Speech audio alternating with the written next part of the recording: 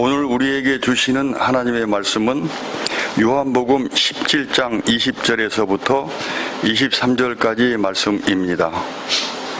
내가 비옵는 것은 이 사람들만 위함이 아니요 또 그들의 말로 말미암아 나를 믿는 사람들도 위함이니 아버지여 아버지께서 내 안에 내가 아버지 안에 있는 것 같이 그들도 다 하나가 되어 우리 안에 있게 하사 세상으로 아버지께서 나를 보내신 것을 믿게 하옵소서.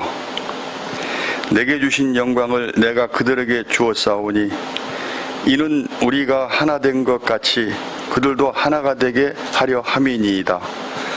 곧 내가 그들 안에 있고 아버지께서 내 안에 계시어 그들로 온전함을 이루어 하나가 되게 하려 함은 아버지께서 나를 보내신 것과 또 나를 사랑하심 같이 그들도 사랑하신 것을 세상으로 알게 하려 함이로소이다.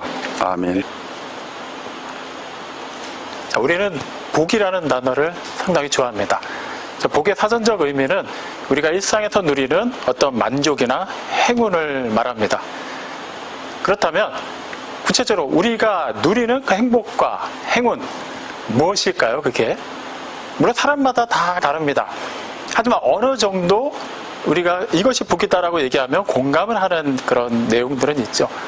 그 대표적인 경우는 우리가 새해 첫날 서로 나누는 인사를 통해서 확인할 수 있습니다. 전통적으로 우리는 새해 첫날 새해 복 많이 받으세요라는 인사를 주로 나눠왔습니다. 그리고 대상이 누구냐에 따라서 그 다음에 그 사람을 향해서 빌어주는 복이 구체적으로 무엇인지를 말하죠. 이를테면 새해에는 건강하십시오.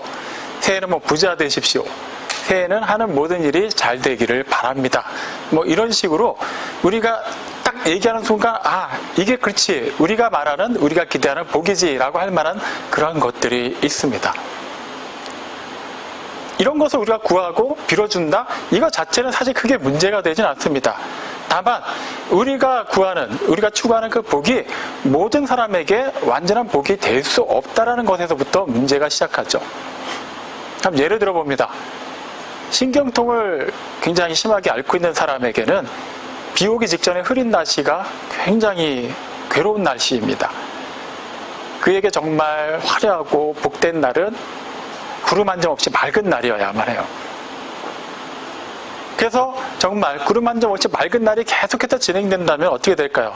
초반에는 그 하루하루가 그에게는 정말 복된 날씨라고 여겨질 거예요.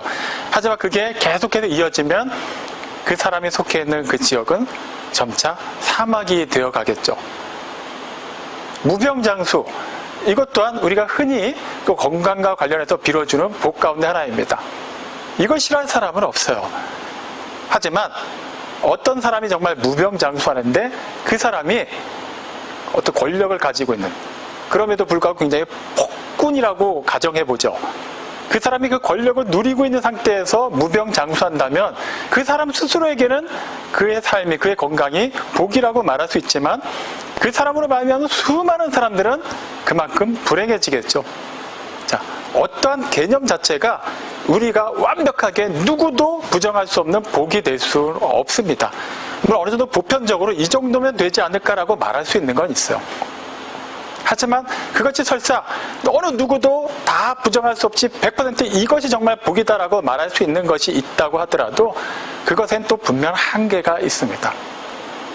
우리가 이 세상에 태어나서 이 세상을 떠나기까지 한 번 사는 인생, 그 인생 내에서 우리가 추구하는 복은 대개 보면은 우리의 몸으로, 우리의 마음으로 누리고 또 직접적으로 와닿는 어떤 평안이라든가 넉넉함이라든가 부유함이나 풍요로움이죠.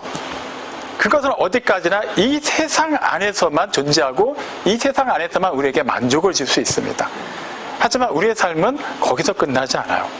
이 세상에서의 삶은 언젠가는 끝나지만 그 다음이 문제가 되죠. 히브리서 9장 27절은 한 번 죽는 것은 모든 사람에게 정해진 것이라고 말해요. 단 몇 년을 살다 가느냐의 차이만 있다 뿐이지 한 번은 반드시 죽게 돼 있어요. 그 다음이 문제예요. 그 다음에는 심판이 있다고 말합니다. 심판 이후에는 두 개의 길 외에는 어떠한 길도 주어져 있지 않습니다. 그 두 개의 길은 공통점이 있어요. 각자 시간이 영원하다는 겁니다. 그리고 일단 결정이 되고 나면 다시는 돌이킬 수 없다라는 거예요. 그런데 확연한 차이 한 가지가 무엇이냐면 한쪽 길은 영원한 생명의 길이고 한쪽 길은 영원한 멸망의 길이라는 데 있습니다. 당연히 우리 입장에서는 영원한 생명의 길을 추구해야만 하겠죠. 하지만 그 길을 가기 위해서 우리는 그곳에 가서, 즉 한 번 사는 인생이 끝나고 나서 심판대 앞에서 우리가 할 수 있는 것은 아무것도 없습니다. 이 땅에 살아있는 지금 이 순간에 무언가를 해야만 해요.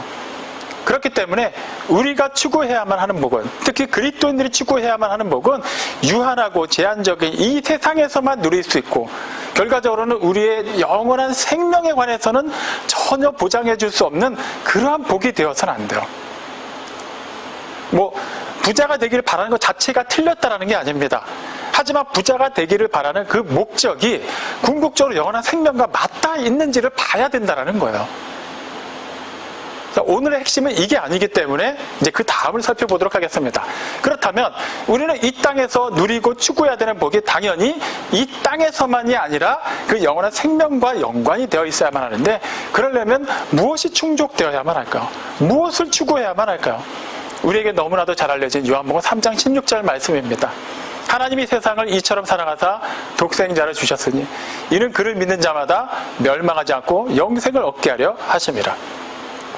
또 비슷한 말씀이 사도행전 16장 31절에도 기록되어 있어요. 주 예수를 믿으라. 그리하면 너와 내 집이 구원을 얻으리라. 자, 영원한 생명의 길이 있고 영원한 멸망의 길이 있는데, 영원한 생명의 길을 가기 위해, 다시 말해서 영원한 멸망의 길이 아닌 이 길을 가기 위해서는 우리는 이 길이 갈 수 있는, 이 길로 가게 되는 어떤 선택지도 다 지워버려야만 해요. 그 답을 이미 앞선 성경 말씀에서 확인해 봤죠. 주 예수를 믿으라는 거예요. 그냥 예수를 믿는 게 아니라 주 예수를 믿으라는 게 핵심입니다. 그분을 우리의 주님으로 믿으라는 거예요. 이 부분을 우리가 쉽게 놓칩니다. 그러니까 예수만 믿으면 되는 거 아닌가요? 그분이 나를 위해 세상에 오셨고, 나를 위해 십자가에 달려 들어가셨고, 부활하셨고, 또 승천하셨고, 언젠가 오실 것이고, 다 아는데 이걸 믿으니까 나는 구원받은 거 아닌가요? 틀린 말은 아니에요. 하지만 그 앞에 분명히 이 단어가 붙어야 돼요. 주 예수를 믿어야 된다는 거예요. 무슨 말입니까? 예수님을 우리의 주님으로 믿어야 된다는 거예요. 그 다음에 우리가 확인해야 되는 게 있어요. 그렇다면 우리는 그 다음에 시제를 확인해야만 합니다. 다시 말하면 내가 예전에 한번 믿었는데 지금은 안 믿고 지금은 믿을 생각이 없지만, 장차 내가 이 일만 끝내고 나면, 어느 정도 여유가 생기고 나면, 시간이 좀 풍족하게 되면 그때 가면 믿겠다. 요것도 어떻게 좀 나의 믿음으로 치환할 수 있지 않을까? 이렇게 생각할 수 없다는 것이죠. 요한복음 11장 25절로 26절에서 예수님께서 다음같이 말씀하십니다. 나를 믿는 사람은 죽어도 살겠고 무릇 살아서 나를 믿는 사람은 영원히 죽지 아니하리니 내가 이것을 믿느냐.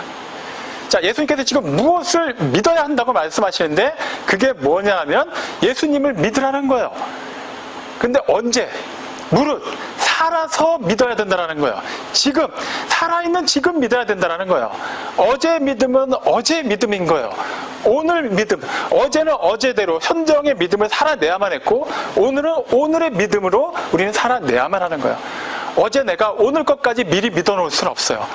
오늘 내가 평소보다 기도를 1시간 더 했다고 해서 그것이 내일 아무렇지 않게 살아도 되는 것을 보장해 주지는 않습니다. 우리의 믿음은 늘 현재형이어야만 해요. 늘 계속해서 지속되어야만 합니다. 하나님께서 지금도 살아 계시기 때문이에요. 하나님께서 과거에 성경 시대에만 계셨던 하나님이라면 우리의 믿음도 과거형으로 끝나도 문제가 될 게 없어요. 하지만 어제나 오늘이나 영원토록 동일하신 하나님이 지금 우리가 믿는 그 하나님이십니다. 그렇기 때문에 지금 살아계신 하나님 앞에서 우리는 지금 그분을 기쁘게 해드릴 수 있는 믿음을 보여야만 해요.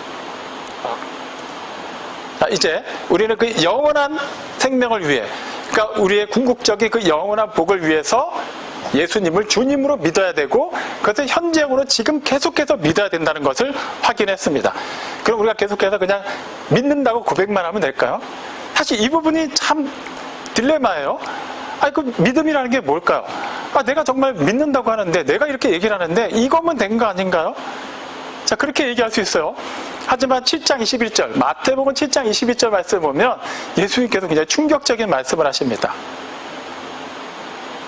나더러 주여 주여 하는 자마다 다 천국에 가는 것이 아니라 하늘에 계신 내 아버지의 뜻대로 행하는 자라야 천국에 갈 수 있느니라. 예수님을 향해서 주여 주여 하고 이름을 부른다는 것은 적어도 예수님을 믿는 사람이니까 가능한 일 아니었을까요? 그리고 그 다음 내용을 보면 그들이 막 당당하게 얘기해요. 우리가 주님의 이름으로 선지자 노릇도 했고요, 귀신도 쫓아냈고요, 능력도 행했는데요, 누가 봐도 예수님을 믿는 사람들만이 할 수 있는 일을 한 것 같아요. 근데 예수님께서는 뭐라고 먼저 말씀하셨죠? 하늘에 계신 내 아버지의 뜻대로 행하지 않은 자는 천국에 다 들어갈 수 없다라는 거예요. 근데 로마서 10장 13절 말씀을 보면 주의 이름을 부르는 자는 구원을 받으리라라고 해요. 누구든지 주의 이름을 부르는 자는 구원을 받으리라. 이렇게 되면 좀 문제가 되죠.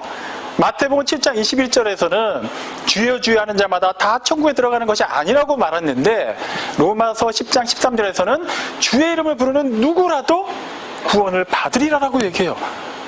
도대체 이 간격을 어떻게 우리가 좁힐 수 있을까요? 굳이 좁히려고 노력하지 않아요. 안 와도 됩니다. 똑같기 때문이에요. 로마서 10장 13절 말씀은 이어질 14절 초반부까지 봐야만 그 의미가 분명해집니다.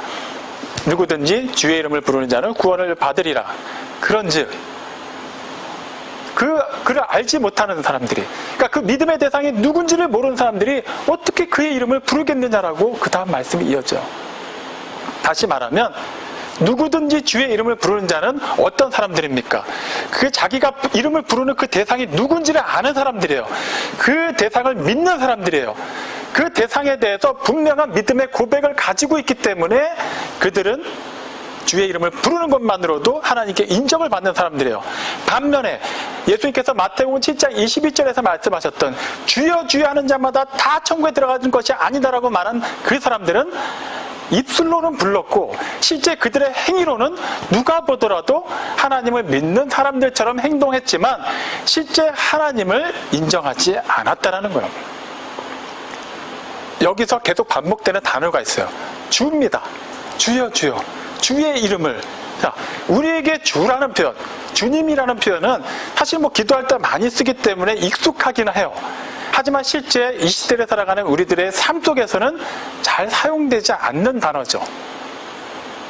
실제 이 주님이라는 표현은 성경이 기록되던 시대에는 분명하게 그 의미가 사람들에게 알려진 상태에서 사용되었습니다. 예를 들면 A라는 사람이 B라는 사람을 향해서 주님, 주여 이렇게 얘기하면은 상하 관계가 분명히 결정이 돼 있다라는 거예요. 자, 이 B라는 사람이 이 A라는 사람의 주인이 되었든 왕이 되었든 굉장히 계급상 높은 사람이기 때문에 그 사람을 향해서 이 A라는 사람은 주라고 고백하는 거예요. 다시 말하면 이 A는 누군가요? 종이에요. 하인이에요. 신하예요. 그러니까 분명히 내 앞에 있는 그 사람보다는 낮은 위치에 있는 사람입니다. 자, 주여라고 고백하는 것 자체가 그 다음에 모든 것을 다 포함하고 있어요. 그게 뭘까요? 주님께서 말씀하시는 대로 행하겠습니다라는 거예요. 나의 의지, 나의 생각, 나의 계획을 다 내려놓고 내가 주님이라고 말하는 그분의 말만을 듣겠다라고 지금 고백하는 거예요. 마태복음 7장 21절에서 예수님께서 비유로 드신 사람들은 주여 주의 이름을 불렀어요. 하지만 그 주님의 뜻대로, 하나님의 뜻대로 행하지 않았습니다. 자, 옛날에 그 노예들은 신분 때문에 자기를 소유한 주인의 말을 당연히 들어야만 했어요. 그러니까 주인이 계획하고 결정한 것, 그리고 명하는 것도 무조건 따라야만 합니다. 심한 경우는 이 A의 생사 여탈권도 주인은 가지고 있었어요. 마음대로 행할 수가 있었어요. 자, 그리고 이 A라는 노예 위치에 해당하는 사람은 그 신분 때문에 또 다른 자유인들에 대해서도 존칭을 써야만 했고 존대해야만 했어요. 노예이기 때문에 어쩔 수가 없었어요. 자, 그런데 이 사람이 자기 주인에게 그리고 다른 자유인들에게 똑같이 존칭을 쓴다고 해서 누구의 말을 들어야만 할까요? 그냥 모든 사람들의 말을 다 듣고 모든 사람들의 말대로 다 따라야만 할까요? 그렇진 않아요. 이 사람은 비록 종의 신분이지만 자기 주인의 말만을 따르면 됩니다. 다른 자유인에 대해서는 신분 때문에 그냥 존칭을 쓰는 것이지 그 사람들의 말을 들을 필요가 없어요. 자, 반대로 다른 자유인의 입장에서 자기 종도 아닌데 자기가 원하는 일을 시킨다 할 수 있을까요? 못합니다. 자기의 소유가 아니기 때문이에요. 자, 이것을 잘 이해하시고 다시 마태복음 7장 22절 말씀을 한번 살펴보죠. 주여 주여라고 이름은 불러요. 하지만 하늘에 계시는 하나님의 뜻대로 행하진 않습니다. 무슨 말인가요? 네, 하나님의 소유가 아니라는 거예요. 실제 하나님을 자신의 주인으로, 자신의 아버지로, 자신의 왕으로 인정하지도 않으면서 단지 그냥 그 신분상의 위치 때문에, 그 수직적인 관계 때문에 주님이라고 부를 뿐 실제로 그의 마음속에 있는 주인은 자기 자신인 거예요. 그러니까 자기 임의대로 한 거예요. 실제 하나님을 믿는 사람들이 하는 일들을 자기도 자기가 스스로 결정해서 한 거예요. 하나님을 믿는다고 여기는 사람들 사이에서 인정받는 그 일을 자기의 힘으로, 자기의 능력으로 한 거예요. 얼마든지 그 일들은 가능합니다. 우리의 그런 종교적인 거치대로 다른 성도들 사이에서, 주변 다른 사람들 사이에서 신령한 사람처럼, 굉장히 신실한 사람처럼 보이는 거 우리 얼마든지 할 수 있죠. 죽을 때까지도 그 모습 그대로 견지하면서 사람들 기억 속에는 굉장히 믿음이 좋은 사람처럼 기억에 남을 수도 있습니다. 하지만 하나님께서는 우리의 겉모양이 아니라 우리의 중심을 보십니다. 그것을 우리가 놓치기 때문에 하나님 앞에서 하나님의 그 영화로우신 이름을 부르면서도 실제 하나님께서 하시는 그 일에 대해서는 우리는 전혀 신경을 쓰지 않죠. 내가 계획하고 내가 이끌어가고 내가 결정 내린 그 일에 하나님이 따라올 때만 하나님은 은혜의 하나님이 되고 사랑의 하나님이 되는 거예요.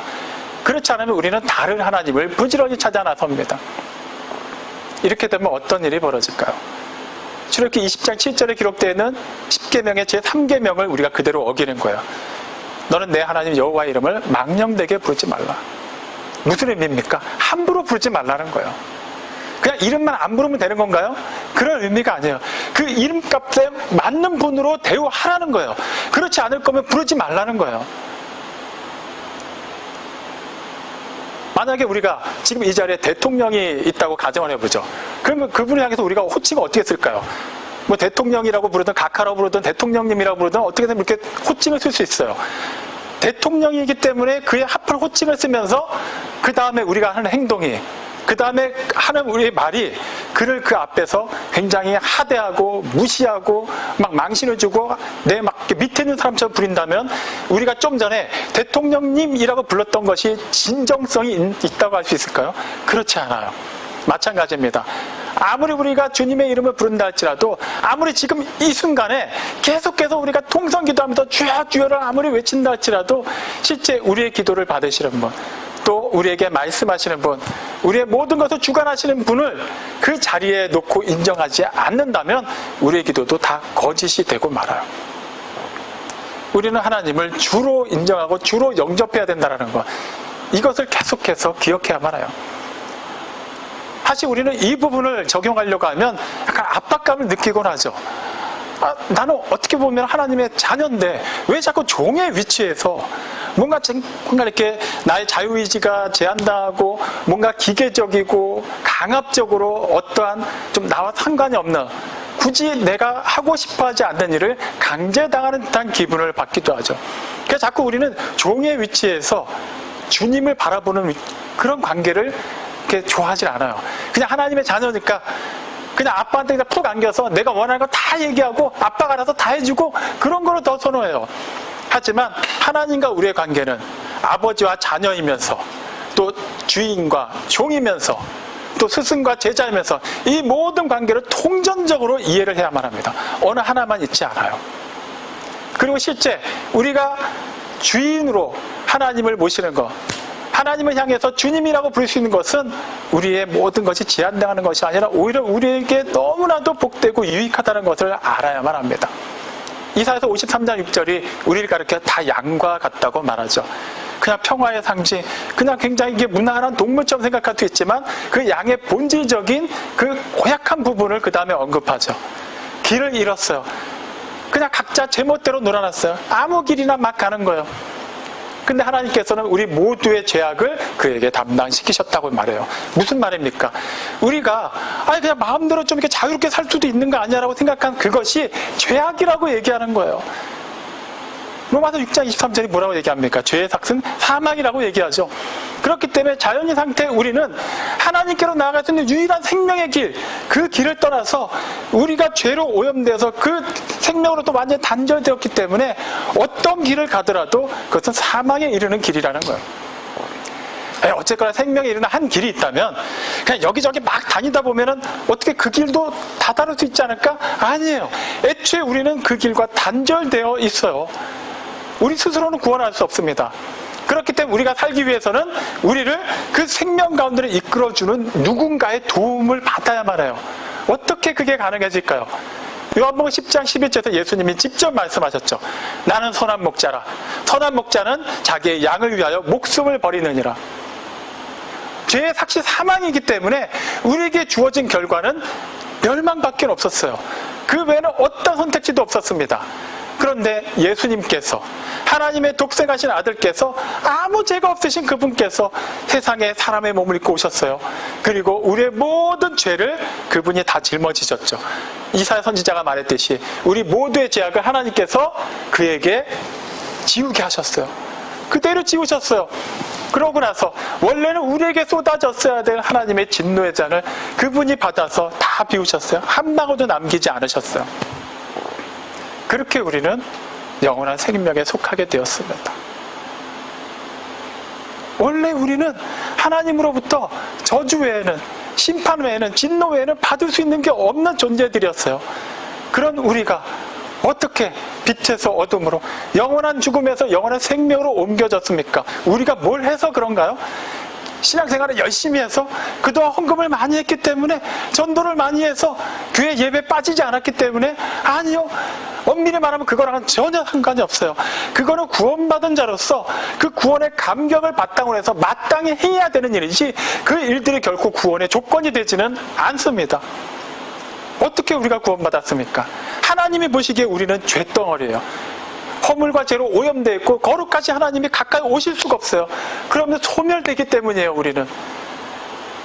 하나님께서는 당신의 아들을 보셨어요. 죄 없는 당신의 아들을 보시고, 그 아들이 세상의 모든 죄를 짊어지고서 그 죄값을 치른 것을 보셨어요. 그리고 그 아들이 우리를 품어주신 것을 보셨어요. 그 아들 안에, 당신의 사랑하시는 아들 안에 있는 우리 각 사람을 보았기 때문에 우리를 당신의 자녀로 삼아주신 거예요. 또한 우리 안에서 살아 역사하시는 당신의 아들을 보았기 때문에 본래 우리 스스로는 예수님을 떠나서 우리는 아무것도 할 수 없고 그 썩은 내가 진동을 하고 있었는데, 우리 안에 예수님이 계심으로 말미암아 하나님을 기쁘게 드릴 수 있는 그 향기가 나왔기 때문에 하나님께서 우리를 거두어 주신 거예요. 그렇기 때문에 예수님께서 말씀하신 것처럼 예수님의 말씀이 우리 안에, 우리가 예수님의 말씀 안에 이렇게 상호 내주하는 관계 속에서만이 우리는 온전히 하나님의 자녀가 될 수 있고, 그러한 사람들이 하나님을 향하여, 예수님을 향하여 부르는 주여 주여가 구원을 받는 자로서, 구원을 받은 자로서의 그런 특권으로서의 호칭이 될 수 있다는 거예요. 정말 우리가 하나님을 향해서 주여라고 기도할 수 있으려면 사무엘상 3장 10절에 기록되어 있듯이 어린 사무엘이 한 고백과 같은 고백을 할 수 있어야만 해요. 말씀하옵소서 주의 종이 듣겠나이다. 여기서 말하는 듣는다는 게 무슨 의미입니까? 그냥 귀로만 듣는다는 얘기인가요? 이따 우리가 설교 시간 설교 듣고 예배가 끝나고 나면 그 다음부터는 내가 듣고 싶은 얘기를 듣는 그런 것과는 전혀 차원이 달라요. 듣고 따르겠다라는 거예요. 전적이 저는 주의 종입니다. 주인님이 말씀하시는 그대로 따르겠습니다. 죽으면 죽으리다. 지금 그 고백을 하는 거예요. 우리가 하나님의 이름을 부를 때 우리 또한 그런 각오로 불러야만 해요. 그런 간절함으로, 그런 진실함을 담아서 주님의 이름을 부를 때, 그럴 때 구원의 역사가 일어나요. 그럴 때 치유의 역사가 일어나는 거예요. 그럴 때 부유함의 역사가 일어나는 겁니다.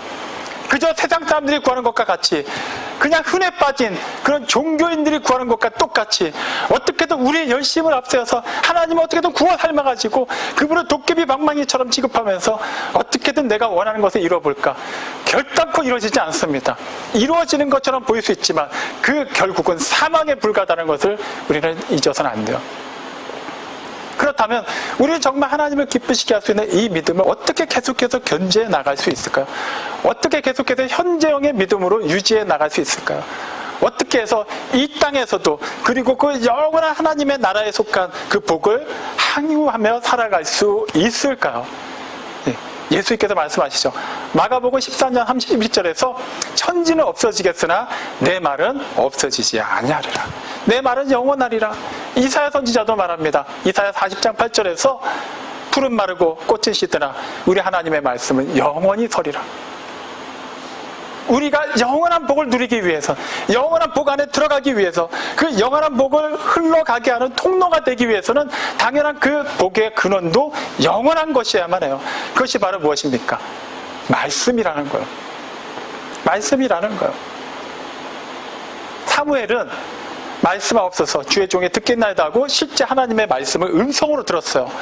그 예수님께서 마가복음 13장 32절 말씀을 하실 때는 그 말씀을 듣는 제자들이 있었어요. 하지만 우리는 상황이 다르죠. 하나님의 음성을, 예수님의 음성을 직접 듣지 못합니다. 여기서 말하는 말이 무슨 말인가요? 예, 우리의 목구멍을 통해서, 입술을 통해서 나오는 소리를 얘기하는 거예요. 그 소리는 그냥 한번 밖으로 나오고 나면 사라집니다. 우리한테 기억에 남을 수 있지만 그 소리 자체가 계속해서 울리는 것은 아니죠. 그러면 사무엘은 직접 들었으니까, 제자들은 직접 예수님을 바라보고 예수님의 음성을 들으니까 그 말씀을 좀 더 실제적으로 받아들이고 그 말씀대로 살고자 하는 의지가 생길 수 있다 하지만 우리는 그들처럼 직접 하나님의 음성을 듣지 못합니다.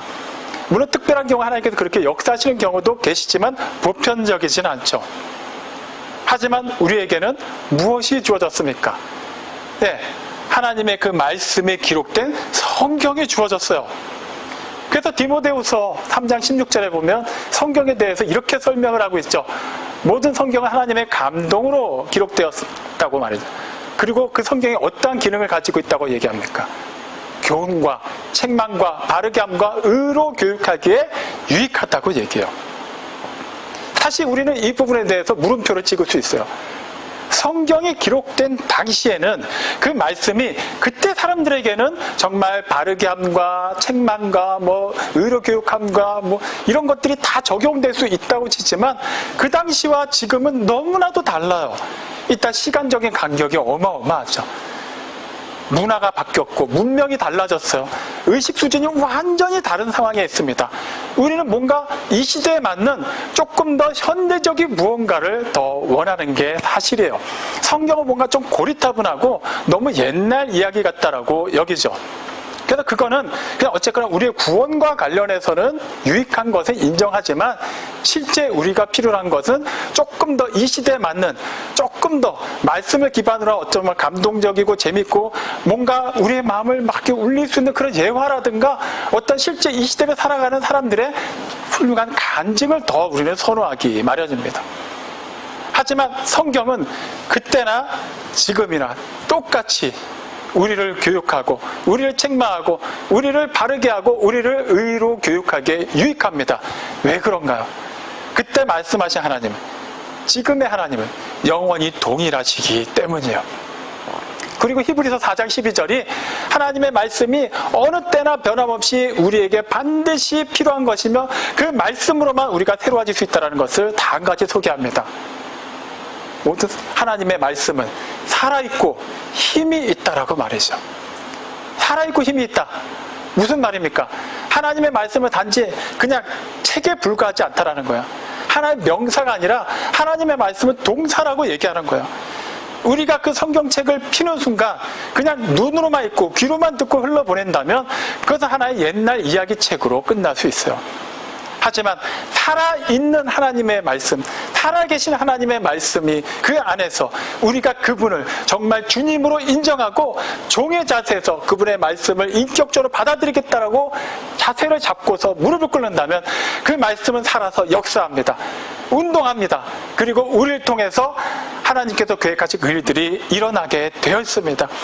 우리에게 주시기로 한 그 복이 옛날에 성경에 기록된 수많은 믿음의 사람들, 수많은 복 있는 사람들이 누렸던 그 복이, 그 생명이 우리에게도 지금 동일하게 살아서 운동력 있게 역사할 수 있다는 거예요. 그런 의미에서 우리는 예수님께서 요한복음 17장에서 제자들을 위해서 또 제자들을 통해서 예수님을 믿게 될 수많은 그리스도인들을 위해서 기도하신 내용을 주목할 필요가 있어요. 단지 지금까지 제가 드린 이 말씀은 나의 그리고 우리의 내세만을 위한 말씀이 아니기 때문이에요. 요한복음 17장 23절에서 예수님이 말씀하시죠. 기도하시죠. 내가 그들 안에 있고 아버지께서 내 안에 계시어 그들로 온전함을 이루어 하나가 되게 하려 함은 이유가 있다라는 거예요. 아버지께서 나를 보내신 것과 아버지께서 나를 사랑하신 같이 그들을 사랑하시는 것을 세상으로 알게 하려 함입니다. 우리가 먼저 예수님이 구세주라는 걸 알아야만 해요. 그리고 하나님께서 예수님을 사랑하신 같이 우리를 사랑하신다는 것을 우리가 먼저 알아야 돼요. 그 다음에 우리가 그 사랑 안에 있다는 것을, 그 구세주 안에 있다는 것을 세상이 알아야만 합니다. 왜 그래야만 할까요? 왜요? 그래야만 계속해서 하나님 나라가 확장되기 때문이에요. 그거는 목사들이 하는 일 아닌가요? 그냥 믿음 좋은 사람들 하게 내버려 두세요. 그런 일이 정말 우리가 바란 대로 됐다면 어떻게 됐을까요? 지금 우리는 하나님을 향해서 주여라고 부를 수 없는 사람들이었을 겁니다. 왜 그러죠? 제자들이 자신들만 하나님의 사랑을 알고 자신들만 예수님을 구세주로 영접하고 거기서 머물렀다면 누가 복음을 전할 수 있었을까요? 그들을 통해서 살아계신 하나님의 말씀이 역사되는 것을 아무도 볼 수 없다면 어떻게 하나님의 복음이 세상에 전파될 수 있었을까요? 그러면 어떻게 그 복음이 지금 이 시대 이 장소까지 올 수 있었을까요? 마찬가지예요. 우리는 단지 우리 자신만이, 우리 가정만이 구원받는 것을 목적으로 삼아서는 안 돼요. 우리를 통해서 끊임없이 하나님의 그 생명의 말씀이, 하나님의 그 영원한 복이 흘러가게 해야만 합니다. 우리는 복음의 수혜자이기도 하지만 거기에 그치는 것이 아니라 복음의 참여자로서, 사명자로서 각자에게 주어진 몫이 있다는 것을 잊어서는 안 됩니다. 그러기 위해서는 어떻게 해야만 할까요? 우리가 계속해서 그 생명을 공급받아야만 해요. 내 잔이 넘쳐야만 그 넘치는 것이 다른 잔을 채울 수가 있게 되는 거예요. 간신히 내 잔만 딱 채울 수 있으면 그걸로 나눠봐야 얼마나 나눌 수 있을까요? 얼마 되지도 못하고 나에게도 부족하기 마련이죠. 계속해서 우리는 충만해져야만 합니다. 그러기 위해서 우리는 제자들이 그랬듯이 진짜 예수님께서 기도하셨듯이 그들이 말씀이신 예수님 안에, 다시 말하면 말씀하시고 또 그 말씀에 기록되어 있는 성경 안에서 그들이 기초를 쌓고 그것을 근거로 해서 복을 추구하고 그 복을 누리고 그 복을 나눌 때 궁극적으로 하나님께서 뜻하신 바가 이루어진다는 거예요. 예수님께서 세상을 떠나시고 나서 더 이상 그분은 기존의 제자들과 함께 하셨듯이 말씀을 전하시지 않았어요. 그럼에도 불구하고 어떻게 복음이 전해질 수 있었나요? 그 당시 기독교는 유대교 입장에서는 이단이었어요. 다수의 유대인들 사이에서 소수의 유대인들은 핍박을 받아야만 했어요. 그리고 그 기독교는 더 시각을 넓혀서 로마 제국의 입장에서 보면은 그냥 그 조그만 팔레스타인의 갈릴리 지방에서 생겨난 신흥 종교에 불과했어요. 아무도 관심을 두지 않았어요. 그리고 주로 그 종교를 믿는 사람들이 어떤 사람들이었습니까? 대표격에 해당하는 사람들이 어부가 중심이 되어 있어요. 제대로 배우지도 못한 사람들이에요. 무식한 사람들이에요. 그리고 딱히 이렇게 배경도 화려하지 않은 사람들이에요. 심지어는 자신들이 말하는 그 그리스도로 전하기 위해서 집을 떠나고 가족을 떠난 사람들이에요. 굉장히 무책임한 사람들로 보입니다. 그리고 심지어는 많은 사람들의 조롱을 받으면서도 기꺼이 순교당하는 사람들이었어요. 굉장히 무모한 사람들이었어요. 그런데 어떻게 그런 실패자들을 통해서, 어떻게 그렇게 보잘것없는 사람들을 통해서 복음이 세상으로 퍼져나갈 수 있었습니까? 그것은 바로 그들이 세상에서 말하는 복을 추구하지 않고 하나님의 말씀 안에서 그 영원한 생명을 근거로 해서 영원한 복을 추구했기 때문이에요.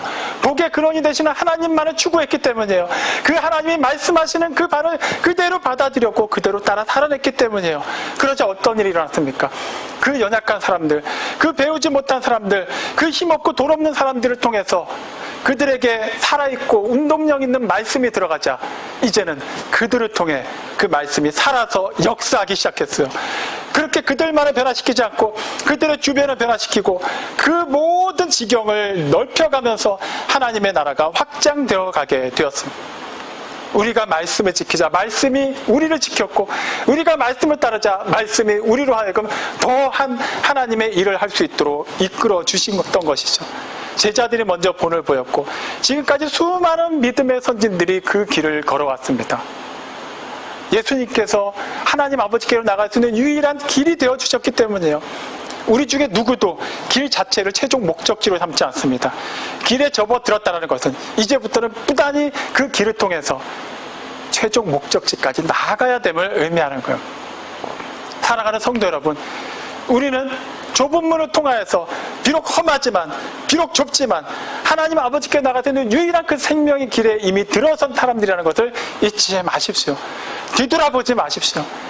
옆에서 세상이 가고 있는 그 넓은 문, 넓은 길을 전혀 부러워하지 마십시오. 비록 부요함을 추구할 수 있고 건강을 추구할 수 있다 할지라도 우리의 궁극적인 목표가 세상과 똑같이 이 세상에서의 만족이 아니라 우리는 영원한 생명의 그 근원을 두고 있어야만 합니다. 세상이 추구하는 그런 수준의 복을 구하지 마십시오. 하나님을 구하십시오. 하나님을 추구할 때 복의 근원이 되시는 하나님께서 당신 안에서 우리 각 사람을 위해서 예비하신 크고 놀라운 일을 이루십니다. 지금까지 그래 오셨고 앞으로도 영원토록 그렇게 하실 거예요. 무엇을 먹을까? 무엇을 입을까? 무엇을 마실까? 염려하지 마십시오. 그거는 다 하나님을 인정하지 않는 사람들이 구하는 것입니다. 우리 똑같이 그 굶주림 속에서, 그 헐벗음 속에서 우리의 필요를 구할지라도 우리는 무엇보다 먼저 그 모든 것을 가장 적합한 때 가장 완전한 방법으로 채워주실 하나님의 나라와 하나님의 의를 먼저 구해야만 합니다. 그리할 때 이 모든 것이 우리에게 더해질 것입니다. 우린 지금 살아있습니까? 그렇다면 우리의 살아있는 것은 무엇을 근거로 해서 살아있습니까? 단지 나의 의지, 내가 가지고 있는 돈, 내가 가지고 있는 명예, 내가 갖고 있는 이 건강한 몸이 근거가 되어야만 하겠습니까? 이것은 소멸하고 없어질 것입니다. 썩어서 없어질 것입니다. 어느 것 하나 우리는 영원한 곳에 가지고 가지 못할 것입니다. 우리는 영원한 곳에 연결되어야만 하고 영원한 것을 소망해야만 하고 영원한 곳에 실제 속해 있어야만 합니다. 영원하고 변하지 않는 하나님의 말씀을 복 있는 자답게 주야로 묵상하십시오. 그 말씀이 말씀하시는 말을 인정하고 받아들이고 그대로 따라가십시오. 그리할 때 우리에게 하나님께서 예비하신 놀라운 은혜가 임합니다. 그리고 우리를 통하여 그렇게 하나님의 말씀대로 살아내는 사명자들을 통하여 세상은 하나님을 보게 될 것입니다.